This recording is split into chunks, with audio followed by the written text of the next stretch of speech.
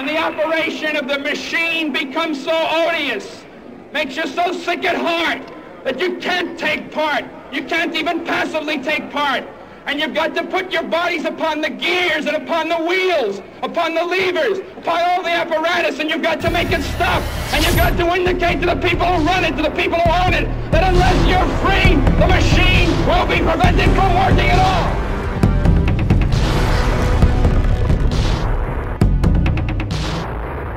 Not the baddest girl I ever seen. Straight up out a movie scene. You predicted that the world was becoming a global village. We'd have global consciousness. And I'm wondering, now, do you think it's happening? Well, now we're playing backwards. We're going back into the bicameral mind, which is tribal, collective, without any individual consciousness. But it seems, Dr. McLuhan, that this tribal world is not friendly. Oh, no. Tribal people, one of their main kinds of sport is sort of butchering each other. It's, it's a full-time sport in tribal societies.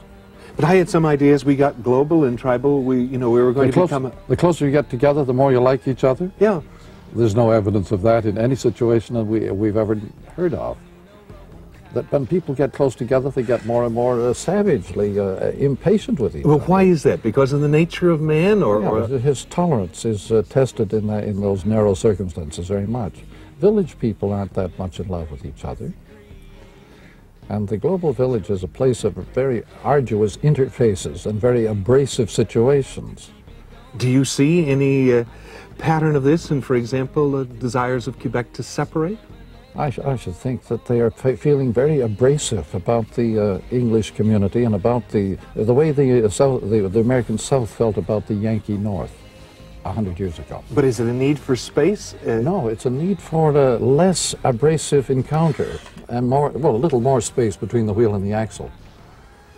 When the wheel and the axle get too close together, they lose that playfulness. There's no play left. And so they have to have a bit of oil, a bit of distancing from each other, and so on. And is this distancing, is this going to be a pattern right around the world? Apparently, separatisms are very frequent all over the globe at the present time. Every country in the world is loaded with regionalistic, nationalistic little groups. Even Belgium has a big separatist movement. But in Quebec, for example, they define it as the quest for identity. Yes, all forms of violence are a quest for identity. When you live out on the frontier, you have no identity. You're a nobody. Therefore, you get very tough.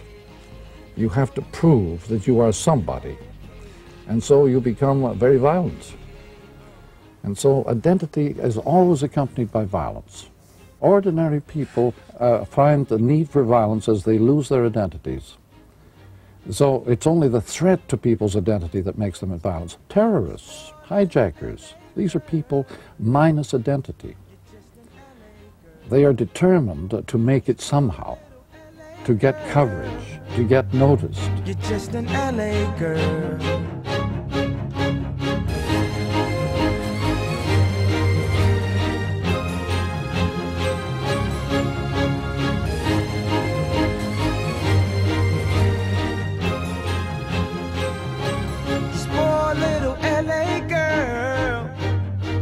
You're just an LA girl, you need to stop it now. Spoiled little LA girl.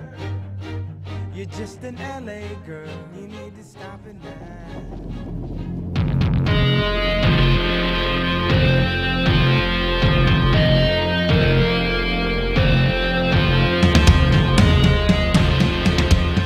Welcome to the desert of the real.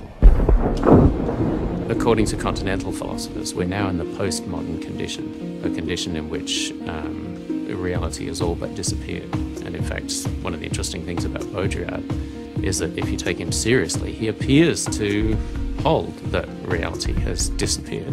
Postmodernists are fond of thinking that their work is something sort of radically different from what's gone on before, but I think it's a sort of straightforward extrapolation of the sort of stuff we get in Kant, and the idea that the world is in some way or other a construction of what's going on in my mind. It's really striking that it's one of the few movies that shows a work by a real philosopher in the context of the movie. So Baudrillard's Simulacra and Simulation turns up towards the beginning of the movie in this book that Neo has his contraband software in. If we turn to page 1 of Simulacra and Simulation, we see Baudrillard commenting on a Borges fable in which cartographers of an empire create a map that is so perfect and coextensive with geography that it touches the real geography at every point. What's really interesting is that for Baudrillard, the map is what's important. The map has primacy for us. The map is a simulacrum that, as a model, loses all reference to reality. In Baudrillard's fable, reality exists only as rotting shreds that are attached to the map. And this is the state of our age, according to Baudrillard, that the model itself has primacy for us. The real has become irrelevant, if undefinable, and clings only as vestiges. And he's coined the phrase, the desert of the real, to describe the state of our age.